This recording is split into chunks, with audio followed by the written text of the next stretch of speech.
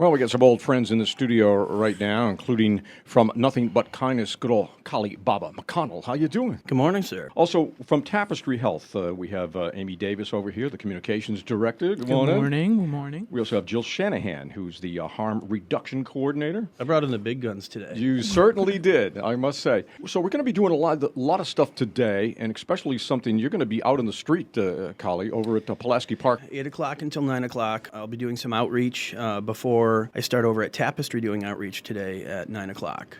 We've been trying to focus in a little bit more, and I'm going to be coming out to Northampton once a week now and helping assist with the outreach program from Tapestry. What kind of outreach are you doing today? Going to look very much the same between Nothing But Kindness this morning and Tapestry. I'll have clean works, hand warmers, things like that, some rain ponchos, some granola bars, just things for people. A lot of Narcan. I got a lot of Narcan with me. Condoms, safer sex supplies. So harm reduction all the way across, even if you consider eating food harm reduction for your hunger. So Eating food's definitely harm reduction. it is, yeah. Let's talk about the essence of harm reduction. Why don't you take that, Jill? Yeah, to me, harm reduction comes in a lot of different forms. So we can talk about harm reduction in terms of intervention, which are a lot of the programs that Tapestry serves, whether that's through women, infant, children programs that we have, or the sexual reproductive health clinics, and then the harm reduction department, drug user health, that we all work for. So we can talk about the interventions, which are Narcan, syringe access, any of the supplies that we give out, and the safer injection counseling we help folks with at our sites.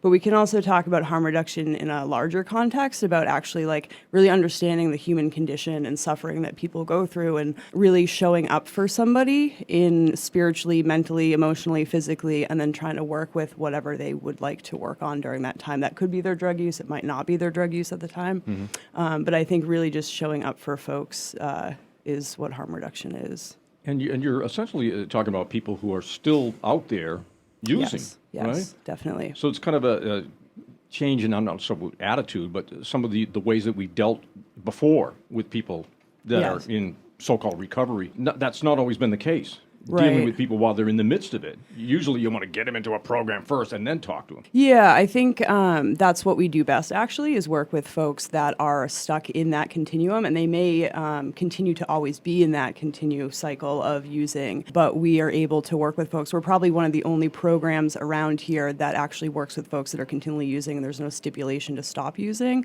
So I think our spaces really create that safe environment for people to show up and then really work with staff and then be able to work on whatever it is they need to work on. And I think harm reduction is a bit of a continuum. We do have people that are still using the same substance that is the substance that they've been using, but someone like myself, who's a harm reductionist, I just celebrated 4 years, 4 months opiate free, but I use THC. And for me, that's something that not everyone's able to achieve abstinence or necessarily needs to. To me, it's a level of functionality and happiness, and it works for me. So there is a broad range of people applying harm reduction.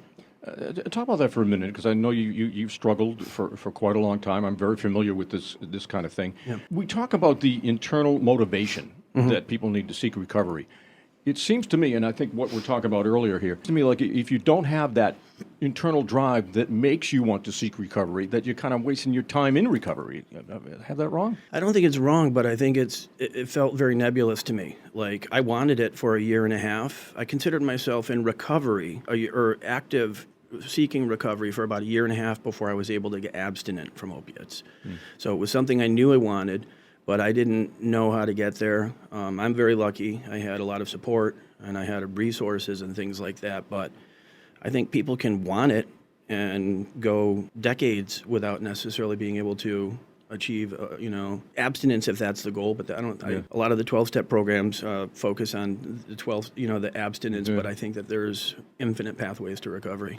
Go ahead, Jill. Yeah, thanks. I just wanted to mention a little bit about this internal drive. So I think that's only a tiny fraction of what can actually help somebody get into further services, because there's a lot of social and economic barriers that people come across, and institutional barriers too, when it comes to treatment and not being able to have access to it, insurance, all these other things. So even if somebody has a drive to want to change a behavior, that doesn't necessarily mean that it's going to be easy for them because of all of these other social barriers that they face. Can you name a few? Well, stigma's one of them, huge. So community stigma, internalized stigma about their own drug use, and then also, familial stigma, and then not having enough resources in the community, such as detox beds and low threshold access to medicated-assisted treatment, such as Suboxone, methadone, Vivitrol, all of that. Mm-hmm.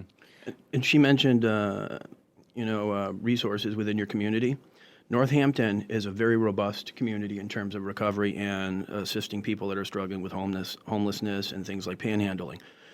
What I'm experiencing in surrounding communities, especially where I'm working right now, is that there is zero shelters available for anyone that's homeless. And it's night and day seeing how a friend of mine, Khalil, talks about villaging, and this is a village that already has a community. And other communities, I think, could start building those. What does it take? Does it take somebody with great charisma at the head of this to make these things happen? I don't know. I just know that Northampton's pretty badass when it comes to that. And that's the standard that I've been holding to all of the surrounding communities. Well, let's talk a little bit about the trenches. I know that both Amy and Jill are dealing with some of this stuff on a day-to-day basis. Amy, let's talk about frontline workers, especially those in Tapestry who are kind of out of the streets. I know you do, like, you grab the needles off of the sidewalk, things like that. So yeah, that's taken a pretty big risk. You could easily get pricked by that. But you also see some death, don't you? So let's back up a little bit.